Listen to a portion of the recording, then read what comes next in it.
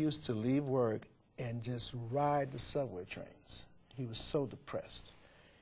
He got to the point where even the transit workers knew who he was and said, you know, you got a problem, you better go see somebody. And they didn't realize that he was actually contemplating suicide. It's not the first time that I've heard of people who have been in that state. You know, it may seem kind of strange just to tell people to just calm down, but you know something, you got to do it. It's one day at a time. And I feel with his life, there's hope. It's not the end of the world. As a matter of fact, it could be a way of greater things opening up. We never can tell.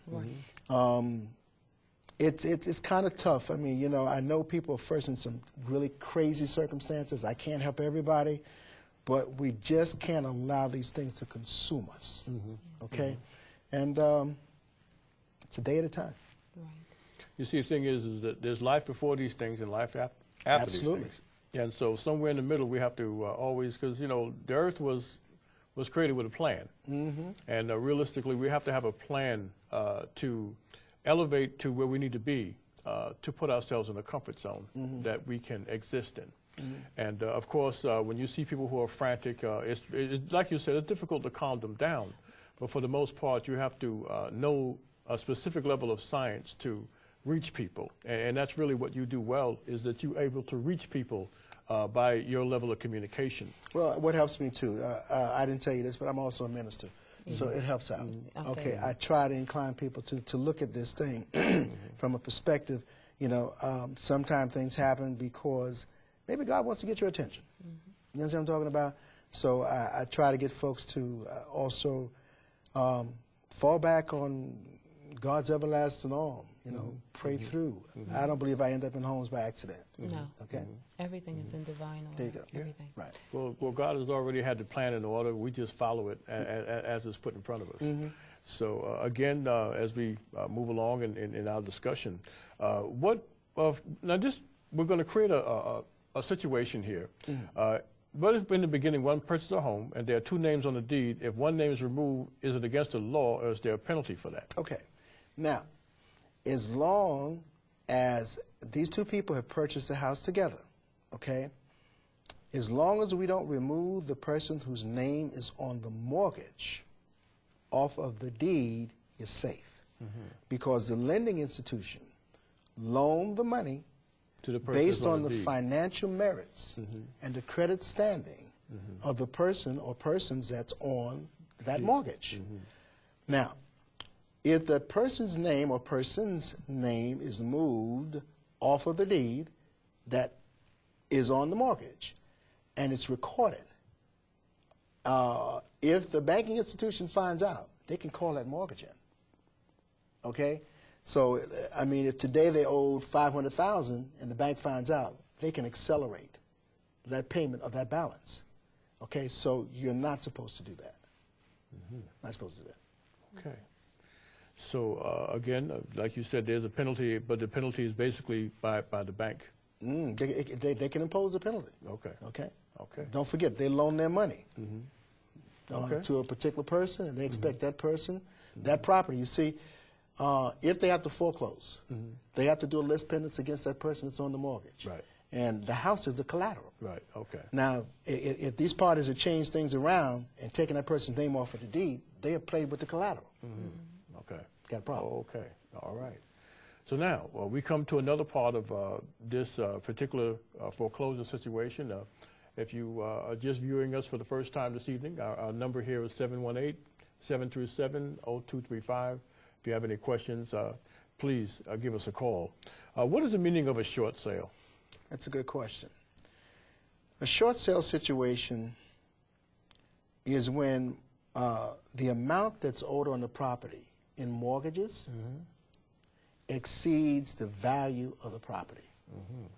Right now, we have a lot of that going on because in a lot of these mortgages were issued a few years ago, last couple of years,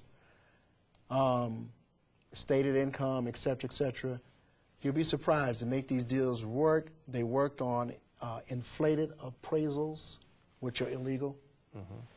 And the real market value now, of course, on all properties has declined.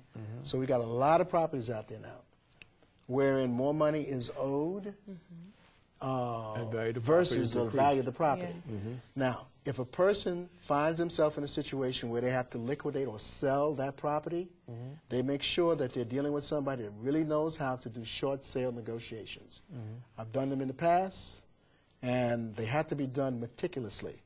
Otherwise, the person who is applying for that short sale, if it's not done properly, let's say, for instance, a bank is owed $500,000, and we get approval for a short sale for $425,000. If it's not done properly to cover the homeowner, then later on, that institution can come after them for the balance, which they call a deficiency judgment. And who needs that? Right. I mean, you just got out of hot water and, you know, you jump it back in again. You don't And need these that. are some of the things people do when they're in an emergency Yes, situation. they They don't look know. for things Right. like short sale, as you mentioned, and the next thing you're going to move on to. These type of things to help them to get out of these, to try. Yes. To, There's a lot of short sales now because it's a buyer's market. You got more houses out there now on sale than you do have, than you got buyers. Now, in a foreclosure situation, can someone file Chapter 7 or Chapter 13 bankruptcy? Yes, if they elect to do so. Chapter 7 is basically discharging all your debts. Right. If you list that house on that Chapter 7, you're telling the bank, I can't pay, my hands are up, And the bank then you know says it for something? The bank can say, okay, well, we just get our property back. That's the collateral. You can also put your unsecured debt, your credit cards, et cetera, et cetera, et cetera. Now, that case has to be reviewed by the judge and the trustee of the bankruptcy court to have it approved. Okay? It is not as easy as it was years ago. I think about 3 or 4 years ago, legislation changed in terms of how bankruptcies are done. Chapter 13s are a little different. That means that a homeowner really wants to keep that property. They want to keep their home, since we're dealing with homeowners tonight. And what they do is they go into a payment plan. Now, if you do a Chapter 13, I don't advise anybody to do it on their own, which is pro se. They need to get a very, very good bankruptcy attorney, because if you don't, that case can get so messed up in the courts, it's a nightmare. Now, with the Chapter 13, in essence, what they're doing is they're seeking to develop a 3 to 5 year plan to pay back all their debts. Okay? So I don't like it when it comes to these situations is because, let's say, for instance, a person's got a mortgage for $2,000 a month, and they're behind 9 months. Now they got to pay through the plan, if it's approved, the $2,000, plus some extra to get it current, which could possibly be half of that $2,000, plus they got to pay the trustee of the court to monitor this whole Chapter 13 process for the life of the Chapter 13. So what have you done? You've created another debt. Yes. The Chapter 13 trustee didn't exist before. Okay, so basically what you're doing is you're jumping out the frying pan and into the fire. I don't like the Chapter 13 process when it comes to this. The way I do it, I deal directly with the institutions, and I develop plans with these institutions so they can eliminate all those expenses and all that other nightmare experience. Okay. Well, we're grateful for that. This is great information, folks. If If you have any questions, Yeah, please call in. please give us a call, you know. 718-727-0235. Now, what should a homeowner look for when refinancing a property? Okay, in refinancing a property, people refinance for different purposes. They want to get cash out. They want to lower the interest rate. Most people that call me now, it's not about cash. It's about these adjustable rate mortgages that have run wild.